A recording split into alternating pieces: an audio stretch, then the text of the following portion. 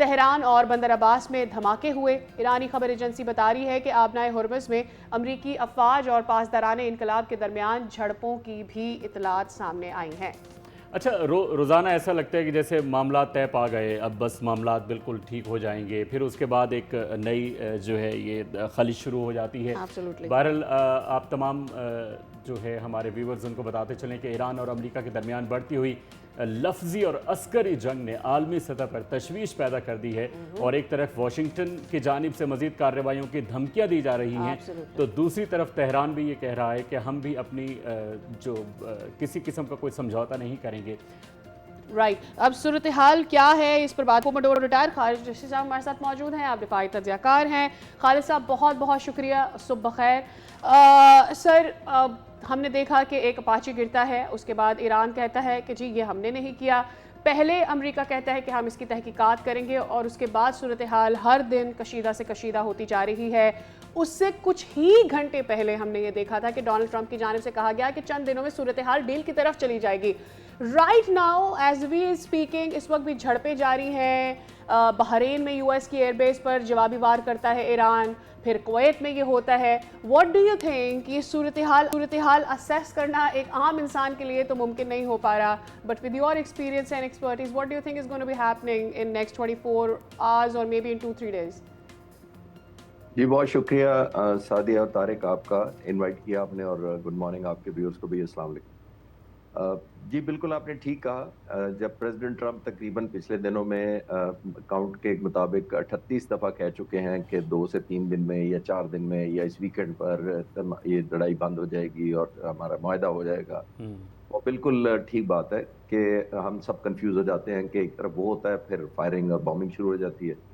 तो मेरा ख्याल है पूरी जंग के दौरान जब से प्रेसिडेंट ट्रंप ने थ्रेट करना शुरू किया है, एक चीज उन्होंने बड़ी कामयाबी से की है। यही एक वाहिद कामयाबी मैं उनको एट्रीब्यूट कर सकता हूँ, और वो है कि उन्होंने दुनिया की जो मार्केट है, जो एक स्टॉक एक्सचेंज कह लें, ऑयल प्राइसेस कह लें, उनको बड़ा खूबसूरती से बैलेंस किया है इतनी जंग के बावजूद। क्योंकि एक दिन वो कहते हैं कि ये होने वाला है और अगले दिन वो कहते हैं भाई नहीं होने वाला है। उससे होता है कि जो हाइप क्रिएट होती है, नेसेसरी क्यूरियोसिटी पैदा होती है, एक पैनिक फैक्टर आता है मार्केटों में, वो नहीं आने देते।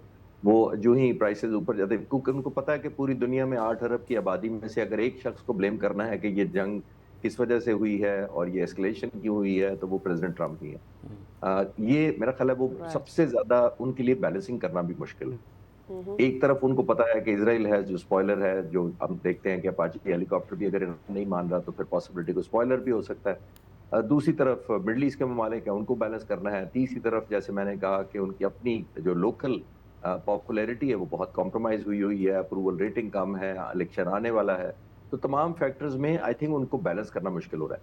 नाउ कंक्लूडिंग दिस आंसर, मैं ये अर्ज करना चाहूंगा कि देखिए बुनियादी तौर पर क्योंकि प्रेसिडेंट ट्रंप को ये आइडिया है कि जब अब वो पोजीशन ऑफ स्ट्रेंथ उनकी मिलिट्री उनको नहीं लेके दे सकी, मिलिट्री जब अप्लाई की जाती है या मिलिट्री का वॉरफेयर जब भी रोल में आता है, तो उसका कोई मकसद नहीं होता सिवाय इसके कि जब जंग के बाद मुज़ाकरात की टेबल पर उनके डिप्लोमेट्स, पॉलिटिशियंस बैठेंगे, तो उनको एक एडवांटेज पोजीशन होनी चाहिए।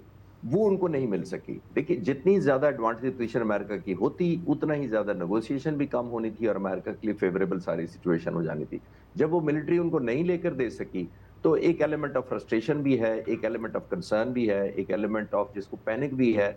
और खास तौर पर अगर आपको इजराइल जैसा प्राइम मिनिस्टर मिले जो आपको पैनिक करने पर भी मजबूर करे और ये भी कहे कि इस डील से बेहतर है कि आप डील करें ही ना, यानी इतनी कॉम्प्रोमाइजिंग डील आप कर रहे हैं, तो फिर एक प्रेशर बिल्ड हो जाता है। तो आई थिंक ये अप एंड डाउन चल रहा है, कभी ये अप जंप अप कर जाती है सिचुएशन, और उसी को बैलेंस करने की प्रेसिडेंट ट्रंप भी कोशिश कर रहे हैं, और ईरान भी कमजोर दिखाई ना देने की वजह से हर दफा जब भी कोई ऑफेंस ऐसा लॉन्च होता है तो ईरान भी एक प्रोहिबिटिव कॉस्ट इंपोज कर देता है। ऑब्वियसली डिस्प्ले वो ये करना चाहता है कि हम भी पोजीशन ऑफ कॉम्प्रोमाइज से नहीं ये मुआहदा करें। अच्छा खालिद चिश्ती साहब, ये बताइएगा कि ऐसा क्यों होता है कि एक दिन एक लफ्जी जंग होती है, दोनों पार्टियां आपस में एक दूसरे पर गोलाबारी करती हैं अल्फाज की, फिर उसके बाद हमले शुरू हो जाते हैं, फिर वो कहते हैं कि नहीं भाई हम तो मज़ाकरात में भी हैं और हम जवाबी हमले भी करेंगे। मतलब ऐसा क्यों हो रहा है? ये कौन नहीं चाहता कि ये मज़ाकरात ना हो?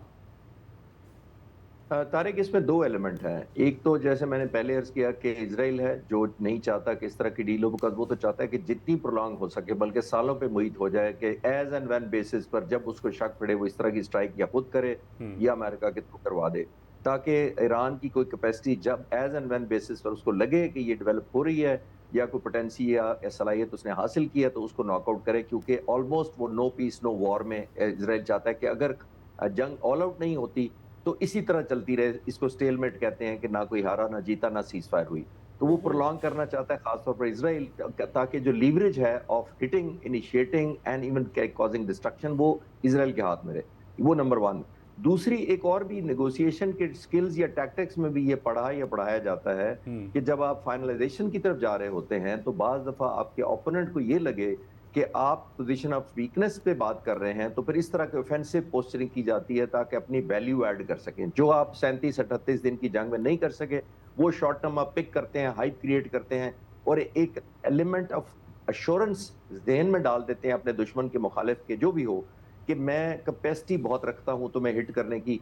एक इस तरह के पोस्चरिंग से आपको बाज दफा लीवरेज मिल जाती है। लेकिन अनफॉर्चुनेटली अगर अमेरिका के पॉइंट ऑफ व्यू से मैं अनफॉर्चुनेटली कह रहा हूं कि अगर आपका मुखालिफ ईरान जैसा हो तो फिर वो लीवरेज नहीं देता, वो बल्कि काउंटर प्रोहिबिटिव प्राइस इंपोज कर देता है। बिल्कुल Right, but that puts the whole world's economy on jeopardy one more time. I want to say, you know, कि अगर कोई भी एक पार्टी जैसे हम देख रहे हैं कि यूएस तो ऑफेंस कर ही रहा है, इसराइल तो ऑफेंस कर ही रहा है, बट अगर ईरान भी एक तो उसकी बका की जंग है, बिसाइड्स अगर वो तहम्मुल जहाँ नहीं दिखा पा रहा वहाँ पर फिर दुनिया के लिए मसला है। So world is about the time it is thinking कि यार कोई एक तो सब्र करे तो शायद सिचुएशन कंट्रोल हो। क्या ये इस मौके पर सोचना फेयर है फॉर मतलब ईरान के लिए अगर ऐसी सोच रखी जाती है? बिसाइड्स हमने देखा कि पाकिस्तान में फील्ड मार्शल साहब से अस्करी सरबराहान की मुलाकात हुई, बहरीन के और लबनान के। If you could tell us कि उस तनाजुर में अगर बात की जाए तो वो इस जंग की सारी सूरत हाल में कितनी सिग्निफिकेंट है और उसकी कंक्लूजन क्या निकली है? देखिए सादिया, उसके लिए क्विकली आपको हिस्ट्री को फ्लैशबैक करना पड़ेगा। वो इस वजह से कि आप हिस्ट्री नोट कर लें कि ईरान को जब से कम से कम ये 47 ईयर्स की बात कर लेते हैं जब से रजीम हुकूमत में है IRGC, तो वो उसको प्रेशर से आप मोल्ड नहीं कर पाए। जिस सदर ने भी जब भी कोशिश की है, मैं क्विकली कर, रोनाल्ड रेगन ने जब प्रेशर में डाला ईरान को तो हिजबुल्ला बनी थी। फिर उसके बाद क्लिंटन ने आकर प्रेशर में डाला ईरान को तो फिर इनका न्यूक्लियर प्रोग्राम शुरू हुआ था। फिर उसके बाद जॉर्ज डब्ल्यू बुश ने जब ज्यादा प्रेशर में डाला, और याद होगा आपको कि उन्होंने कहा था कि Iran is axis of evil कहा था इसको, तो उस वक्त इन्होंने अपना बैलिस्टिक और क्रूज मिसाइल शुरू कर दिया था। दो सदूर ने आज तक फोर्स से हासिल करने की कोशिश की है ईरान से अपना मकसद। एक जिमी कार्टर थे 1980 24-25 अप्रैल को, उन्होंने याद होगा आपको कि ऑपरेशन ईगल क्लॉ एक ऑपरेशन किया था जिनको अपने 52 उनके हॉस्टेज थे जो एम्बेसी के लोगों को ईरान ने इनकलाब के फौरन बाद इनके जो पासदारान है उनके हॉस्टेज बनाया था, तो उन्होंने एक ऑपरेशन ईगल क्लॉ किया था, एयर ऑपरेशन किया था अपनी डेल्टा फोर्स भेज के। वो इतना एम्बैरेसिंग हुआ था कि उनके रेस्क्यू के दौरान 8 हेलीकॉप्टर तबाह हुए थे, एक हेलीकॉप्टर C-130 से टकरा गया था, एक भी रेस्क्यू नहीं कर सके थे। और जिमी कार्टर के बारे में कहा जाता है कि उन्होंने जो आने वाला इलेक्शन था 1980 के आखिर में वो हारा इसलिए था और सेकंड टर्म उनको नहीं मिली थी इस वजह से कि उन्होंने एम्बैरेसमेंट कॉज की थी।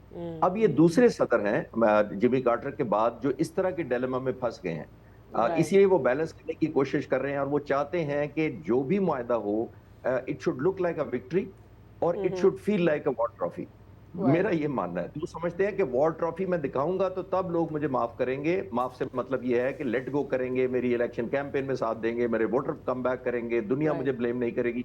लेकिन वो मेजरेबल टर्म में मुझे नजर नहीं आ रहा कि टेक होम कोई ट्रॉफी प्रेसिडेंट ट्रम्प ले सके। सही। खालिद चिश्ती साहब, ये तो अभी देखें जब आएगा मिड टर्म आएगा तो फिर उसके बाद हम लोग देखेंगे। लेकिन चिश्ती साहब ये बताइएगा कि फ़ारस की जो तारीख़ हम लोगों ने जहाँ तक पढ़ी है वो यही रही है कि फ़ारस ने कभी भी लाइक जो अभी का ईरान है इसने कभी भी अपने ऊपर किसी को रूल नहीं करने दिया। मतलब इन्होंने हमेशा आवाज़ उठाई जो भी इनके ख़िलाफ़ हमला करने के लिए आया। अभी आपने मिसाल 1980 की भी हमें दी।